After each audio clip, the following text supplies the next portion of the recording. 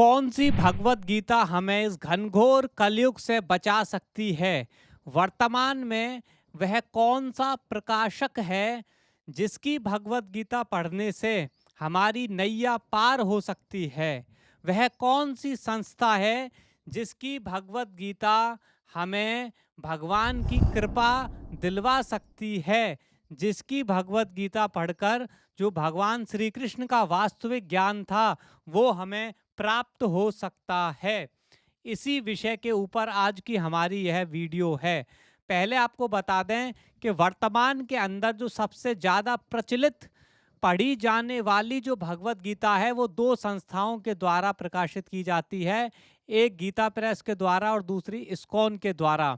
और इन दोनों की दोनों भगवत गीताओं के अंदर भगवान श्री कृष्ण के द्वारा बोले गए कम से कम 46 श्लोक गायब हैं। ये हमने आपको महाभारत से प्रमाण देकर इस वीडियो के अंदर बताया था। इसका लिंक आपको डिस्क्रिप्शन में मिल जाएगा, इसे भी जाकर आप देख सकते हैं। उसके बाद जो श्लोक गायब हैं वो तो गायब हैं, जो श्लोक उपलब्ध हैं उनका भी ये लोग किस प्रकार से गलत अनुवाद करते हैं उसका एक उदाहरण हमने आपको इस वीडियो के अंदर दिया था। इसका लिंक भी आपको डिस्क्रिप्शन में जाकर मिल जाएगा, इसे भी जाकर आप देख सकते हैं। तो बात ऐसी है कि एक तो भगवान श्री कृष्ण के श्लोक इन लोगों ने गायब कर दिए हैं और दूसरे जो उपलब्ध हैं उनका अनुवाद इन लोगों ने गलत कर रखा है, और साथ के साथ जो इंटरप्रिटेशन है, जो भावार्थ है, वो भी इन लोगों ने या तो षड्यंत्र के तहत या फिर अपनी अल्प बुद्धि के कारण या इनका जो भी लिमिटेड ज्ञान था इनके पास अपनी बुद्धि के अनुसार इन्होंने उसका अनुवाद कर दिया। भगवान कृष्ण का ज्ञान नहीं, अब ये उसमें इन्होंने अपना ज्ञान इन्होंने इसमें घुसेड़ दिया है। ये मैं क्यों कह रहा हूं, क्योंकि इसके ऊपर मैंने एक और वीडियो बनाया था जिसके अंदर मैंने आपको ये बताया था कि जो गीता है वो हमारी यथारूप नहीं बची है किसी कीमत पर। इसके मैंने आपको काफ़ी सारे तर्क इस वीडियो के अंदर दिए थे, ये भी जाकर आप देख सकते हैं तो आपको और अच्छे से समझ में आएगी कहानी। पूरे मुद्दे के अंदर एक और महत्वपूर्ण पॉइंट हम आपको बताने जा रहे हैं, और वो महत्वपूर्ण पॉइंट ये है कि भगवान श्री कृष्ण ने जो ज्ञान दिया था भगवत गीता के अंदर वो उस समय के हिसाब से था, उस समय के लोगों के लिए, वो उस समय के लोगों के लिए उस समय की सिचुएशन के हिसाब से भगवान ने अर्जुन को ज्ञान दिया था। लेकिन आज की जो सिचुएशन है वो कंप्लीटली चेंज हो चुकी है। आज की पूरी सिचुएशन पूरी तरीके से बदल चुकी है, ठीक है। और भगवान ने ये भी नहीं बोला था कि भाई कलयुग के अंदर तुम्हारा इसी से उद्धार हो जाएगा, तुम इसी को पढ़ते रहना, ऐसा भी भगवान ने नहीं बोला था, जो हमने आपको इस वीडियो के अंदर डिटेल में बताया था। भगवान ने बोला था जब जब धर्म की हानि होगी तब तक मैं दोबारा आऊंगा, दोबारा धर्म को पुनः स्थापित करूंगा। यानी कि भगवान ने बोला था मैं दोबारा आऊंगा, दोबारा से तुम्हें ज्ञान दूंगा, क्योंकि वो ज्ञान उस समय के हिसाब से था, उस सिचुएशन के हिसाब से था। अब पूरा जो है कली राक्षस का पूरा सिचुएशन उसने चेंज कर दी है, पूरा माहौल बदल दिया है, सारी इस तरह की चीज़ें उसने ला दी हैं जो कि 5000 साल पहले जब भी भगवान कृष्ण ने अर्जुन को ज्ञान दिया था उस समय जैसी सिचुएशन थी उससे बिल्कुल ही सिचुएशन बिल्कुल बदल चुकी हैं। क्योंकि वर्तमान में जो सारी चीज़ें हैं, वर्तमान की दुनिया के अंदर जो विश्व के शासक हैं, जो कली राक्षस है, उसके द्वारा जो बनाई गई विभिन्न विभिन्न चीज़ें हैं, इनके तो आपको नाम भी नहीं मिलेंगे उस वाली भगवत गीता के अंदर। क्यों? क्योंकि ये सारी जो चीज़ें थी ये उस समय थी ही नहीं। लेकिन वर्तमान में जो कली राक्षस की चाल है, वर्तमान में कली राक्षस की जो चाल है वो तो अलग है। उसने तो नए नए संगठन खड़े कर दिए हैं, ठीक है, अपना जो सिस्टम को बनाने के लिए, अपने साम्राज्य को स्थापित करने के लिए।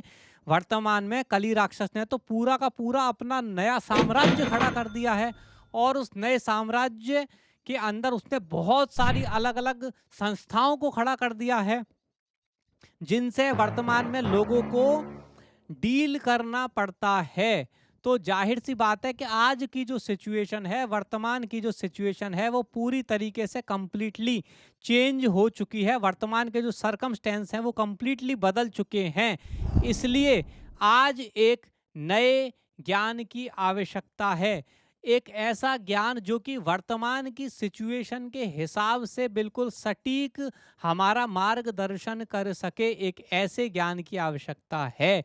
इसलिए 5000 साल पहले भगवान श्री कृष्ण ने जो अर्जुन को बोला था, उससे आपका कल्याण इसलिए नहीं होगा क्योंकि उस टाइम पर तो काफ़ी सारी चीज़ें ऐसी थीं, जो बेसिक बेसिक चीज़ें थीं, जो सबको मालूम थीं।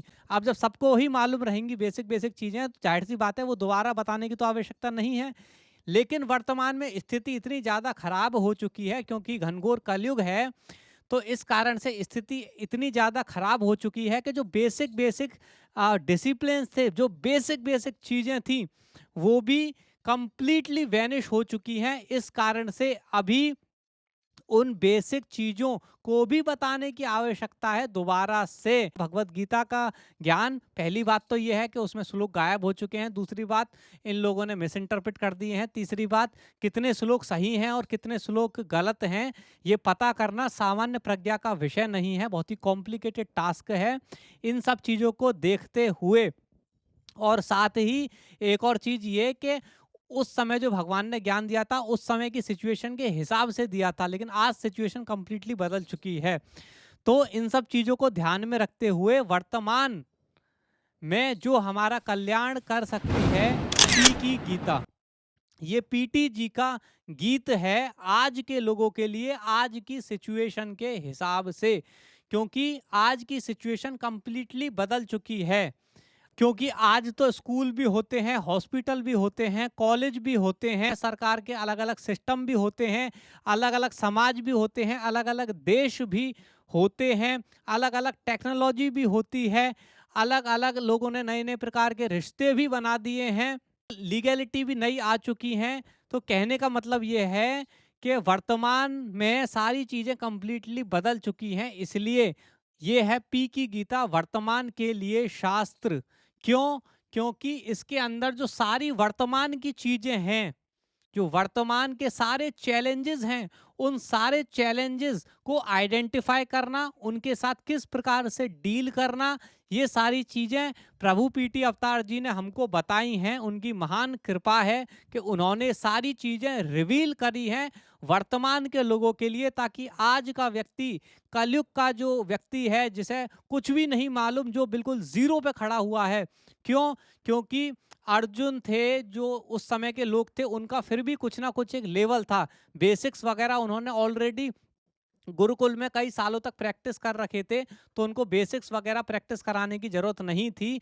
उनको भगवान को उनको वो बेसिक्स वाला ज्ञान देने की आवश्यकता नहीं थी। लेकिन आज लोग कंप्लीटली बिल्कुल ज़ीरो लेवल पर खड़े हुए हैं, तो उन्हें बिल्कुल बेसिक से सारी चीज़ें बतानी पड़ेंगी।